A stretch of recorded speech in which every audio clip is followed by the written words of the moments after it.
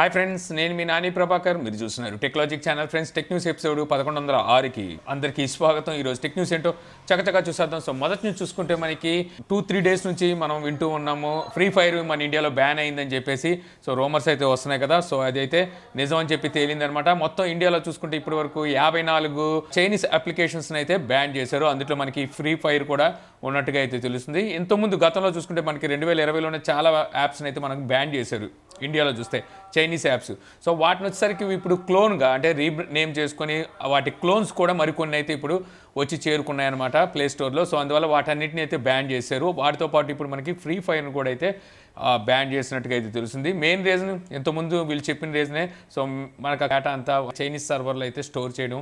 So దీనివల్ల ఇండియాకి సంబంధించిన ప్రైవసీ అండ్ సెక్యూరిటీకి సంబంధించిన ఇష్యూస్ని మనం ఫేస్ చేయాల్సి వస్తుందని చెప్పేసి సో ఇప్పుడు ఈ ఫ్రీ ఫైర్ని దీంతో పాటు మరికొన్ని అప్లికేషన్స్ని అయితే బ్యాన్ చేసినట్టుగా తెలుస్తుంది. సో ఇదే క్రమంలో వచ్చేసరికి మనకి బ్యాటిల్ గ్రౌండ్స్ మొబైల్ ఇండియా కూడా ఏమైనా బ్యాన్ చేస్తారా? ఇంతకుముందు పబ్జీ బ్యాన్ చేశారు కదా. సో ఇక్కడ వచ్చేసరికి మనకి battle grounds mobile India ban అయ్యే అవకాశం అయితే లేదు. ఎందుకంటే మెయిన్గా చూసుకుంటే దీని సర్వర్ అనేది చైనాలో అయితే లేదు. ఇంకోటి వచ్చేసరికి ఇంతకుముందు దీన్ని మనకి పబ్జీ పేరు మీద టెన్సెంట్ అయితే తీసుకొచ్చేది. ఇప్పుడు చూసుకుంటే మనకి క్రాఫ్ట్ ఆన్ అండర్లో అయితే ఉందన్నమాట. ఇది వచ్చేసరికి సౌత్ కొరియాకి సంబంధించింది.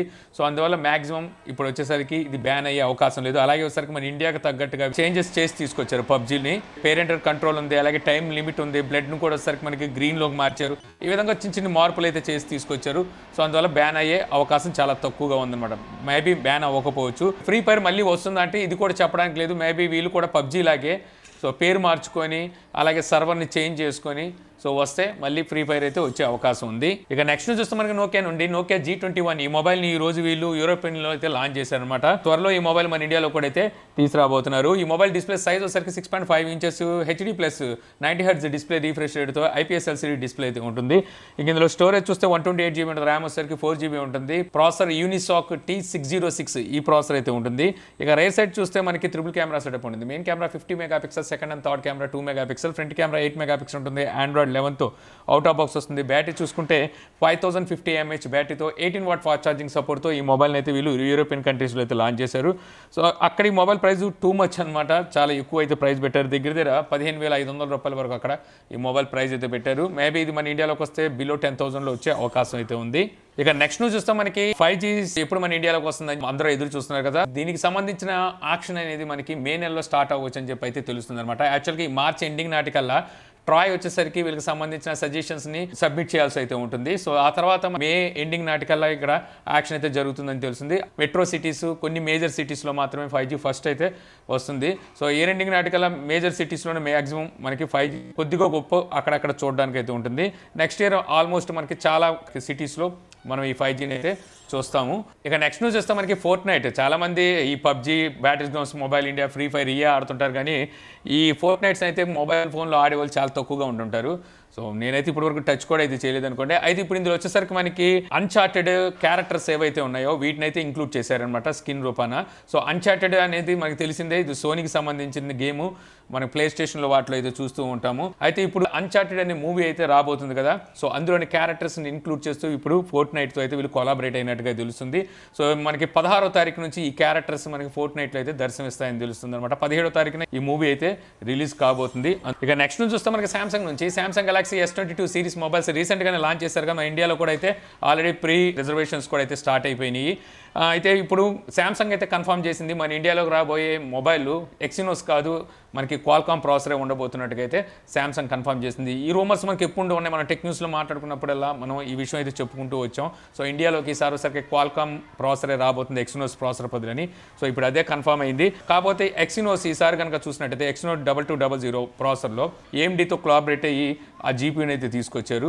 సో ఆ GPU పర్ఫార్మెన్స్ ఎలా ఉంటుందా అనుకుంటే అది తీరా చూస్తే ఈసారి ఇండియాలోకి అయితే ఎక్సినోస్ ప్రాసెసర్ రావట్లేదు.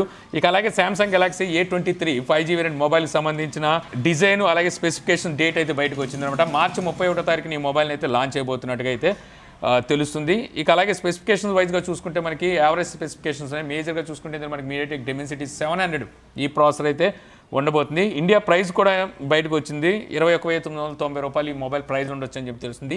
ఇదే మొబైల్ని మనకి M సిరీస్లో కూడా తీసుకొస్తారు. అక్కడ వచ్చేసరికి మీకు 16,000 రూపాయలు 15,000 రూపాయలకు ఈ మొబైల్ని M సిరీస్లో తెచ్చే అవకాశం ఉంది. ఇక నెక్స్ట్ చూస్తే మనకి రెడ్మీ 10 2022 ఈ మొబైల్ని ఈరోజు గ్లోబల్ మార్కెట్లో అయితే రెడ్మీ లాంచ్ చేసిందనమాట. సో ఈ మొబైల్ ఏమీ కాదు, ఆల్రెడీ మన ఇండియాలో లాంచ్ చేశారు కదా, రెడ్మీ 10 ప్రైమ్ అని చెప్పేసి లాస్ట్ ఇయర్.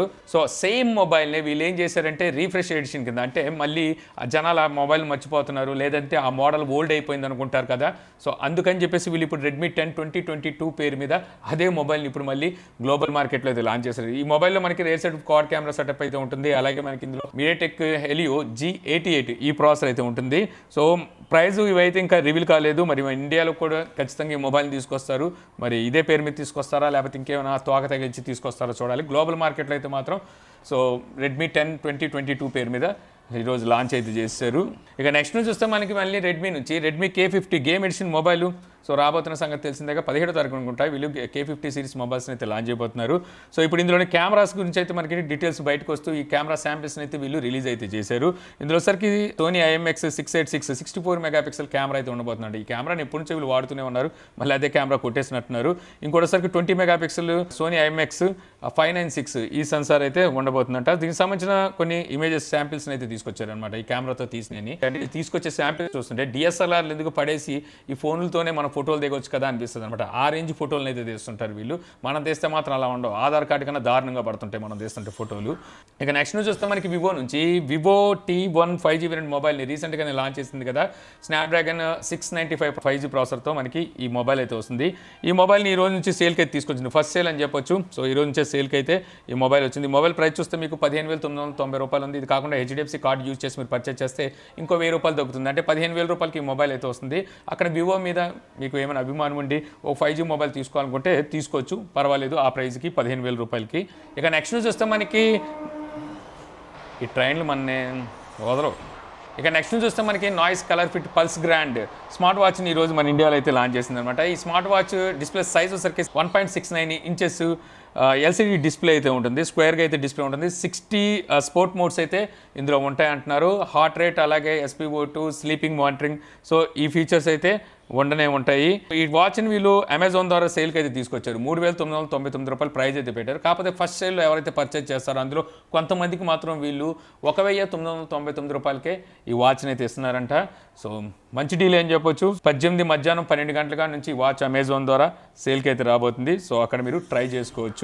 ఇంకా నెక్స్ట్ నుంచి వస్తే మనకి జియో నుంచి జియో SES వీళ్ళతో కొలాబరేట్ అయినట్టుగా తెలుస్తుంది అనమాట. దేనికోసం అంటే వీళ్ళు జియో కలిసి శాటిలైట్ బ్రాడ్బ్యాండ్ సర్వీస్ని అయితే తీసుకురావాలని సో చూస్తున్నట్టుగా తెలిసింది. సో తెలిసిందే మనకి టెస్లా CEO ఎలాన్ మస్క్ ఎప్పటి నుంచో స్టార్లింక్ ద్వారా శాటిలైట్ బేస్డ్ బ్రాడ్బ్యాండ్ అయితే తీసుకొద్దాం, ఏదైతే రిమోట్ ఏరియాస్ ఉంటాయో ఎక్కడికైతే వైర్లు చేరుకోలేవో అక్కడ వచ్చేసరికి సర్వీస్ తీసుకురావాలని చెప్పి ఎప్పటి నుంచో చూస్తున్నారు. మన ఇండియాలో మేజర్గా చూసుకుంటే వాళ్ళకి ప్రతిదీ అడ్డంకాలు అయితే వస్తున్నాయి, రిజిస్ట్రేషన్ తీసుకుని మళ్ళీ క్లోజ్ కూడా చేసిన రోజులు ఉన్నాయి. సో ఇప్పుడు చూస్తుంటే నాకు ఇదంతా ఏదో కొంచెం మతలబ్లాగా అనిపిస్తుంది అనమాట.